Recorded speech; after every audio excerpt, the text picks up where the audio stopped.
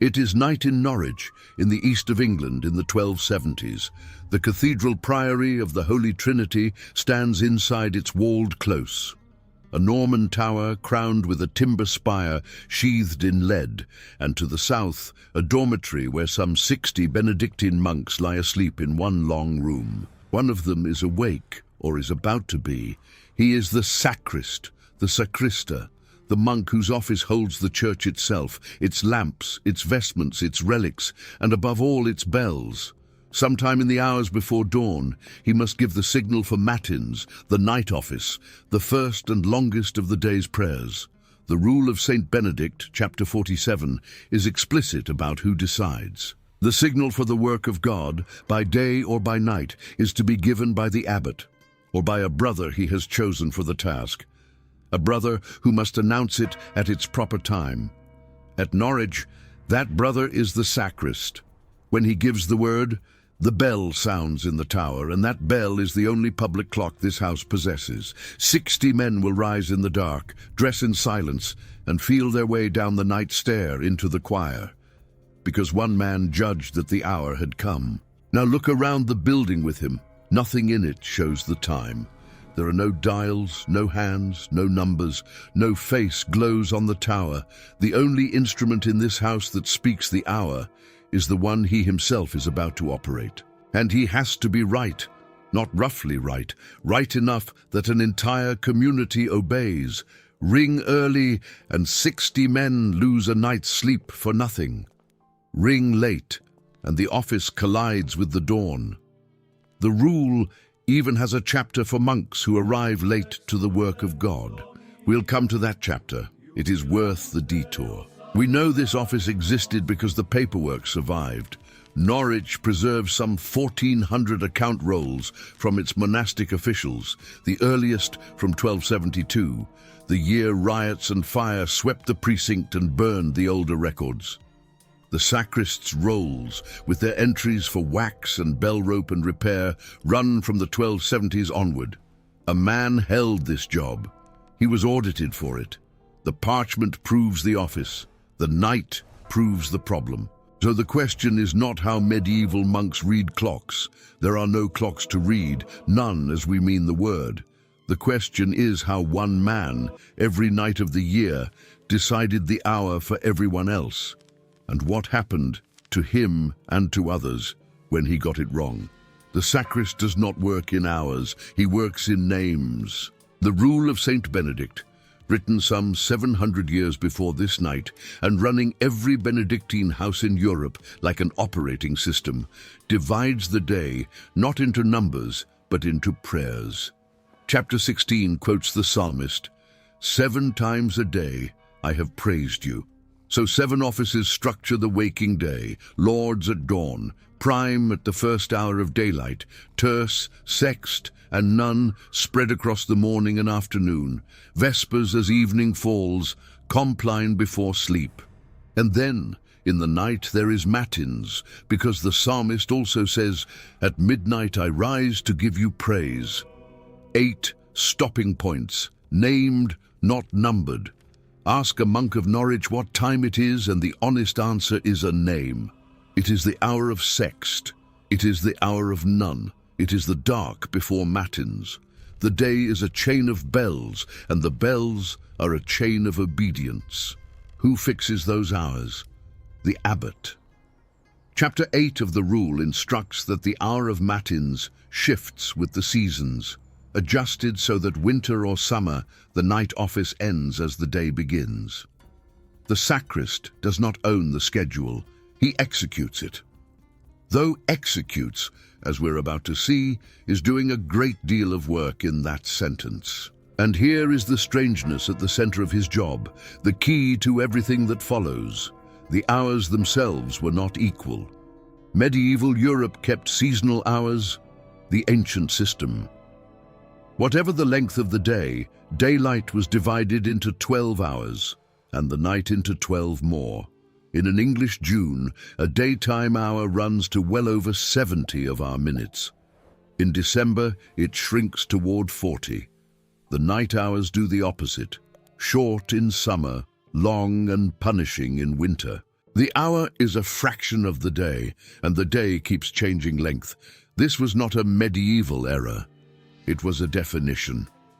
When an English astronomer teaching in the schools of France wrote in 1271 about instruments for telling time, he carefully separated two kinds of hour, the equal hours, 24 of them, day and night alike, and the unequal hours that astrolabes and other astronomical instruments actually delivered. Both systems lived side by side. The monastic day ran on the unequal one. Now the job description, the customaries, the house rule books that assign every task, give the sacrist the care of the church, its ornaments and its bells. And where a house owns an horologium, a timekeeping device of any kind that belongs to him too, the Norwich rolls confirm the shape of it. The sacrist's accounts carry the bell rope and the bell metal, the fabric of the church, and, in time, the clocks. So knowing the time in this world does not mean reading a number off a face. It means knowing when to ring. And when to ring is a judgment made against a moving target, hours that stretch and shrink with the season, a schedule the abbot adjusts, a sky for a reference, and the obedience of 60 men hanging on the answer. Time, in a 13th century monastery, is not information, it is command. The bell does not tell the monks what time it is, it tells them what to do. And the man who makes the bell speak has, in the deepest hours of the night, no instrument he can fully trust. List what the 13th century offers for telling time, then list what each one does at 2 in the morning in December in England. The two lists barely overlap. Start with the sun. By day it is the master clock. A line scratched on a church wall throws a shadow across marks, and the shadow is the hour. But the sun sets at exactly the moment the sacrist's hardest problem begins. Matins is a night office. His instrument of record vanishes for the very hours he must judge, and this is England. Even the daytime sky is unreliable. Cloud cover here is not an exception. It is a season. Next, water. The water clock, the clepsydra, is the standard timekeeper of the medieval church, and it genuinely works. Water drips from one vessel into another, a float rises, a pointer shows the hour. But run it through an English winter. Cold thickens the water and slows the drip. A hard frost can stop it dead. Sediment collects at the aperture, so the clock runs slower the longer it runs. And the reservoir empties. Someone must climb up and refill it at intervals all night. Every failure mode lands on the same man, in the same dark. Next, fire. The graduated candle, wax marked into sections, each section 1 hour of burning, is the classic night clock, and it fails like the others. Any draught makes wax burn unevenly. A guttering candle is a clock that lies. The most ambitious attempt to fix this belongs to King Alfred the Great, 4 centuries earlier, and his biographer Asser reports it plainly. Alfred wanted each day divided into 3 equal parts, and he needed light to measure them by. So he had 6 candles made, each 12 pennies in weight of wax, burning in sequence to cover the 24 hours. They burned unevenly, draughts again, so he ordered lanterns built with panes of polished horn to shield the flames. A king, spending treasury wax and horn, was fighting the same failure that the Norwich sacrist faces on any ordinary night. Next, the stars. The night sky is a superb clock. The constellations wheel around the pole in one steady rotation a day, and a trained eye can read the hour off them. But the training is real. The sky must be clear, and this, once more, is England. And beneath all of it sits a trap. Suppose you build a perfect constant rate device, a candle that burns evenly, a water clock that never silts, a wheel that turns at a fixed speed. It now disagrees with the very hours you are supposed to ring. Steady, equal hours cannot track elastic seasonal ones without constant correction. Your best instrument drifts away from the hour it must mark, and someone must haul it back. That someone is the sacrist. Meanwhile, the stakes are written down. Rule of Saint Benedict, chapter 43, the monk who comes late to the work of God stands in the last place or does not presume to sit with the brothers at all. At mealtime he eats apart from the community without his blessing, so that the others may fear. The rule aims that at the latecomer, but the man who rang late made him late. A bad night's judgment lands on other men's bodies and standing, and the pressure was mounting. Around 1270, Humbert de Romans, Master General of the Dominican Order, complained that in some religious houses the clocks had become luxury objects, beautiful, curious, expensive. Timekeeping was already worth spending on. So state the requirement plainly, an instrument that works at night, in the cold, unattended, for hours on end. In 1271, no such instrument exists, publicly, verifiably. We know, because in 1271, an astronomer wrote down that it didn't. The document is a commentary, a teacher's explanation of a student textbook, The Sphere of Johannes de Sacrobosco. The teacher signs as Robertus Anglicus, Robert the Englishman, writing in the schools of France, Paris perhaps, or Montpellier. His colophon is precise, the 13th of April, 1271. In the middle of explaining the heavens, Robert pauses on the practical question of hours. Equal hours, he notes, are what you would want. Unequal hours are what astrolabes and the other astronomical instruments actually give you. And no instrument, he says, follows the judgment of astronomy perfectly. Then he reports something remarkable. The craftsmen who make clocks, the artifices horologiorum, are trying to build a wheel that turns exactly as the equinoctial circle turns in the sky.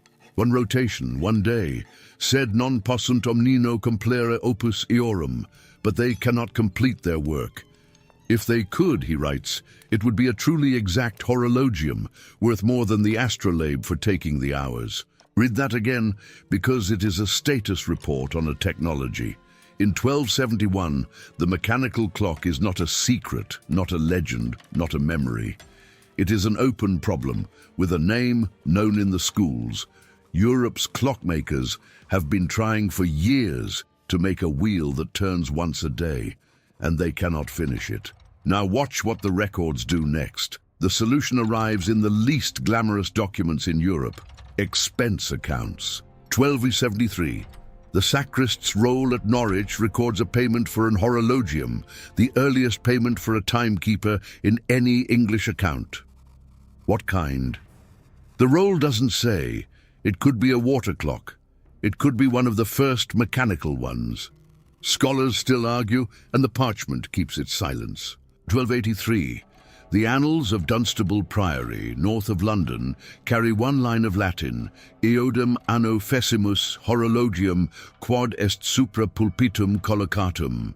In that year we made an horologium placed above the pulpitum, the great screen between the nave and the choir, high above the stalls. That placement is the evidence. Nobody climbs a rood screen every few hours to refill a water clock. Whatever the Dunstable canons hung up there had to run on its own. This is the first record clear enough to see what the thing was. Then the sequence runs. Exeter, 1284. A grant to Roger de Ropford, a bellfounder note, to repair an horologium. St. Paul's in London, 1286. Canterbury, 1292. The accounts of Christchurch Priory record £30 for an horologium under Prior Henry of Eastry. Years of a craftsman's wages spent on time. And the idea itself was not new. Around 1230 to 1240, the Picard draftsman Villard de Honnecourt filled a notebook with drawings of machines. One page shows a weight-driven wheel checked by an arrangement of vanes. The earliest known drawing of anything resembling an escapement, the device that lets a clock tick. The notion of slowing a falling weight into countable steps had been circulating for 2 generations before anyone wired it to the Rule of Saint Benedict. That arguably is the real innovation, and it is debated, so hold it as interpretation. The breakthrough was not a gear, It was a purpose, a society that needed one man to judge the hour for 60 others every night forever, was a society with a standing order for an automatic judge. The rule created the demand. The machine arrived to fill it. Who built the first one? No one knows.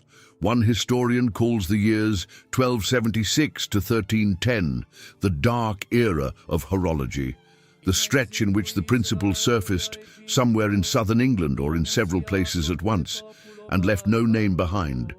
The sequence of records is all we have, and notice what that does to our question. It stops being, how did they know the time, and becomes something sharper. Not how, but who or what could be trusted to keep it.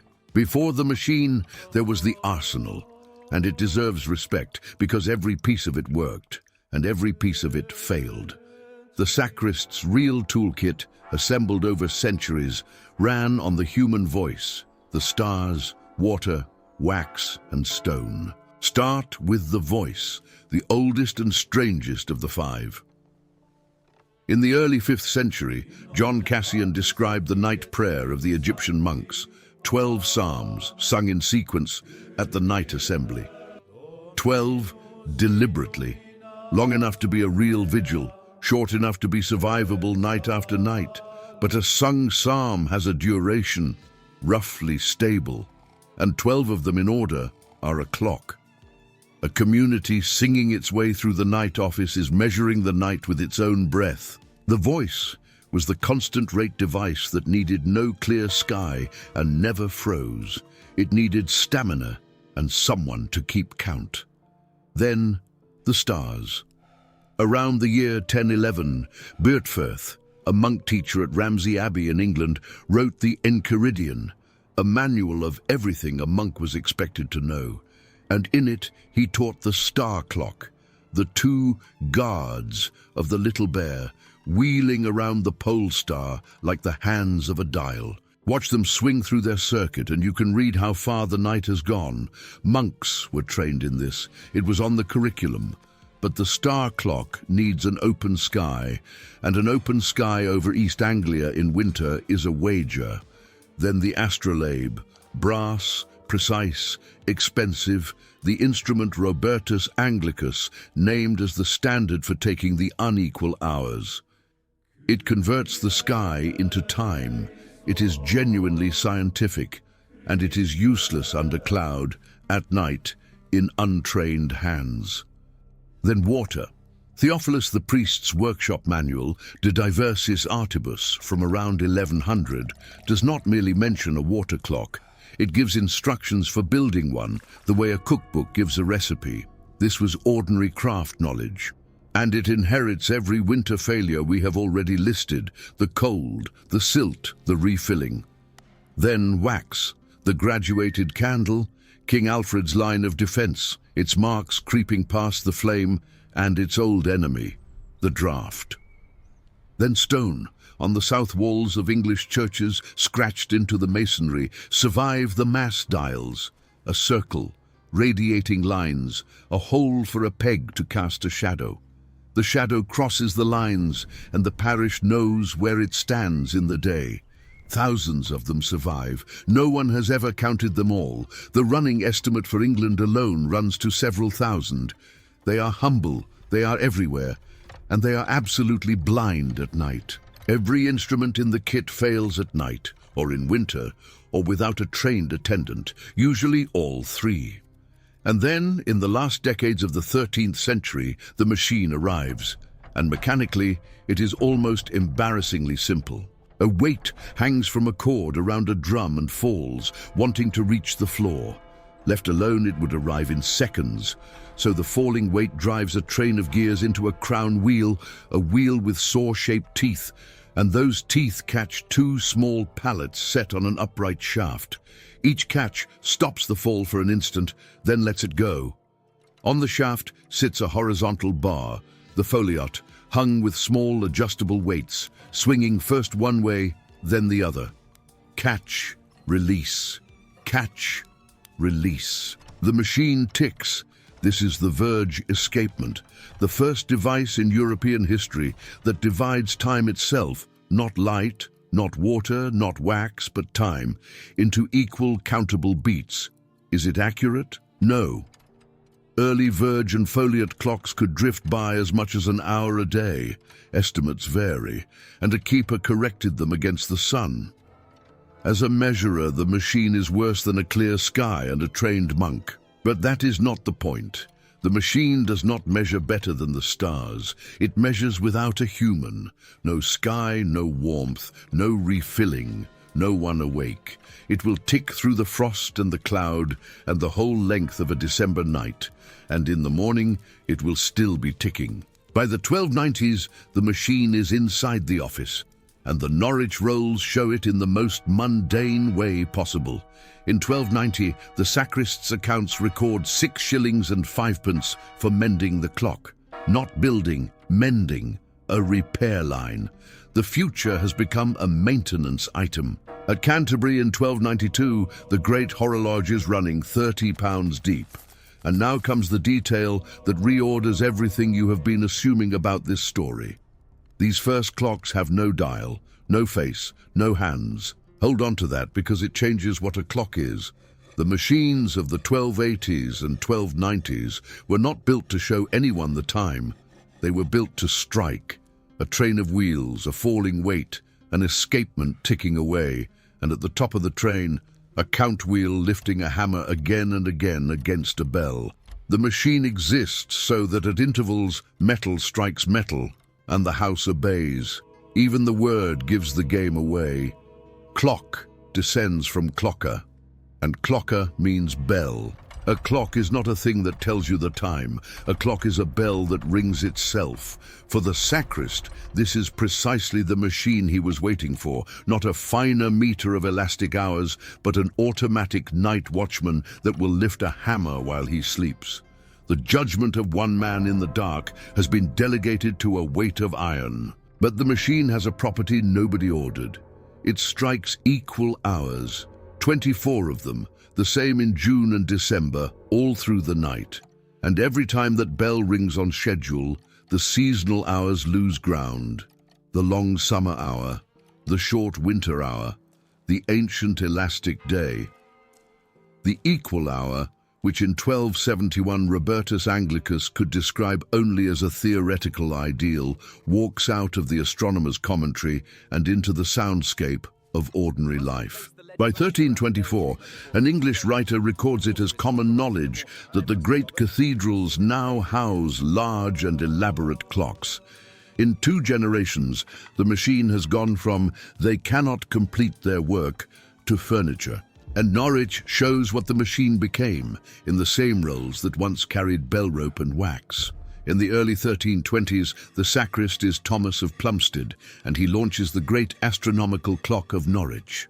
Costs recorded across 1322 to 1325, totaling £52, 9 shillings and 6 pence. By one rough modern conversion, on the order of £24,000, and by other reckonings far more. 2 dials, 24 images, chimes, automata. A craftsman called Master Robert appears in the accounts, paid by the quarter. In 1325, the office appoints a dedicated keeper, Robert Orologerius, Robert the clockkeeper, drawing wages, plus a furred robe valued at 16 shillings. In those years, the clock's costs run to something like a third of the annual debt carried by the sacrist's office. The machine built to spare the community expense has become the largest line in it. Notice what has happened to the original problem. The question was, how does one man decide the hour for everyone? The machine answered by removing the man, but it did not stop at the cloister door. In 1335, the tower clock of Milan strikes the hours for the city, not for monks, for merchants and guilds, gates and markets, anyone within earshot. The bell that once summoned 60 men to Matins now organizes thousands of people who will never sing a psalm. The equal hours that once measured a night office now measure a working day. The hour is leaving the monastery, and it is not coming back. The sacrist's private problem has become public infrastructure. The man in the dark, the one whose judgment 60 monks obeyed, has been replaced by an iron weight, a ticking escapement, and a hammer. The bell still rings. Nobody has to decide. Walk England today, and the sacrist's world is still scattered across it. The mass dials are still there, scratched into the south walls of parish churches, thousands of shadow clocks for the daytime hours, worn smooth, quiet, easy to walk past without ever noticing what they are. At Salisbury Cathedral, a clock built around 1386 still runs, the oldest working mechanical clock in the world. Its business is the original business. It barely has a face. It exists to strike, and it has been hammering away for more than 600 years. At Wells, a few years later, the clock keeps a dial divided into 24 hours, the equal hours displayed at last. And every quarter hour, two mounted knights charge each other above the face. The machine, in brass, playing at the world outside the cloister. And at St. Albans, the question the sacrist asked every night was scaled up into a universe. Richard of Wallingford, a monk who became abbot of St. Albans and died in 1336, built there the most ambitious astronomical clock of the Middle Ages. The House Chronicle, the Gesta Abbatum, describes it in detail. A machine, the monk said, such as no other land possessed, modeling the motions of sun, moon, and stars, and even the state of the tide, for an abbey miles from the sea. The original is long destroyed, but the scholar John North reconstructed it from the surviving texts. Wheel upon wheel upon wheel, the heavens reduced to gearing. The sacrist's question, "What time is it really?" answered with an orrery. The language remembers all of this. Clock descends from clocker. The word for the machine is the word for the bell. O'clock is a worn-down form of the clock. Say that it is 3 o'clock, and you are saying in fossilized medieval English that it is 3 of the bell. Every appointment you have ever kept carries the name of the instrument that rang the monks of Norwich out of bed. And the inheritance is more than words. The 24 equal hours on your phone, the minute, the punctuality of modern life. All of it descends from a device invented so that one man would not have to stay awake judging the night for a dormitory of 60. Lewis Mumford, writing in 1934, compressed the claim into a single sentence. The clock, not the steam engine, was the key machine of the industrial age. Before factories could coordinate people, monasteries and cities had to coordinate time. And the machine that did it was born in a cloister, striking for prayer. So here is the last thing to sit with. The monks mechanized the hour so that no single man would have to decide it, alone, in the dark. They succeeded so completely that we no longer notice a decision was ever made. The bell now rings on every wrist and in every pocket, silently, endlessly, and nobody stands in a cold tower making a judgment that 60 people must obey. But somewhere, the mechanism still has keepers. The question the sacrist answered every night, who decides when the bell rings, did not disappear. It simply stopped being asked out loud. So the next time your phone tells you the time, ask the question the sacrist lived inside. Who right now is ringing the bell?